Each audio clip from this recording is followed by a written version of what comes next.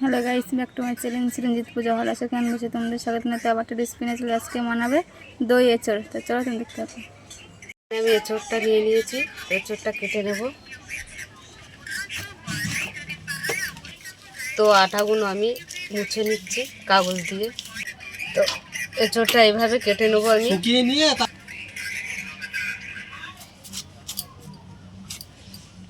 এঁচড়টা একদম কচি, তার জন্য আর কিছু ছাড়াচ্ছি না, খালি খোসাটাই ফেলবো, ধানের এই শিরাটাই ফেলবো, আর কিছু ফেলবো না।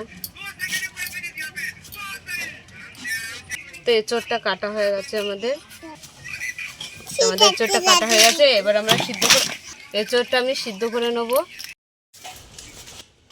তো কড়াতে আমি তেল দিয়ে দিলাম, কড়াটা গরম হয়ে গেছে, ওগুলো ভেজে নেব। ধনে পাউডার নিয়ে নিলাম 2 চামচ, জিরে পাউডার নিয়ে নিলাম 2 চামচ, গুঁড়ো নিয়ে নিলাম লাল, হলুদ দিয়ে দিলাম। এখানে আমি টক দই নিয়ে নিলাম 100 গ্রামের বেশি দিয়ে দিলাম। আলুটা ভাজা হয়ে গেছে, তুলে নিচ্ছি। মানুষ সরে যা। শুকনো লঙ্কা দিয়ে দিলাম 2টো ছিঁড়ে, দারচিনি দিয়ে দিলাম, গোটা জিরে দিয়ে দিলাম, তেজপাতা দিয়ে দিলাম। তো টক দই দিয়ে মশলাগুলোতে ফাটিয়ে নিলাম, দিয়ে দিলাম। তো হাফ বাটি টমেটো কুচি দিয়ে দিলাম। তো নুন দিয়ে সিদ্ধ করে নিয়েছিলাম, তাই এই জন্য অল্প একটু নুন দিলাম।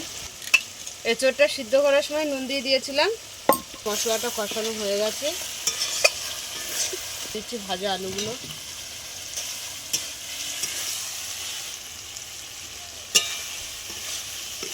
সিদ্ধ করা এঁচড়টা দিয়ে দিলাম।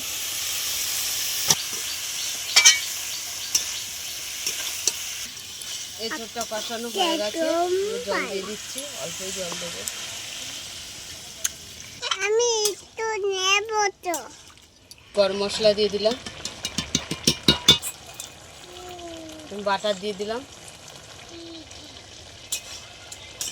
তো আমাদের দই এঁচড় হয়ে গেছে, নামিয়ে নিলাম। তো দেখো আমাদের দই এঁচড় হয়ে গেছে। তোমাদের কেমন লাগলো বলো, ভালো লাগলে লাইক করে দেবেন, শেয়ার করে দেবেন, কমেন্ট করে দেবেন, সাবস্ক্রাইব করে দেবেন। আমাদের ভিডিওটা অবশ্যই আপনারা দেখবেন।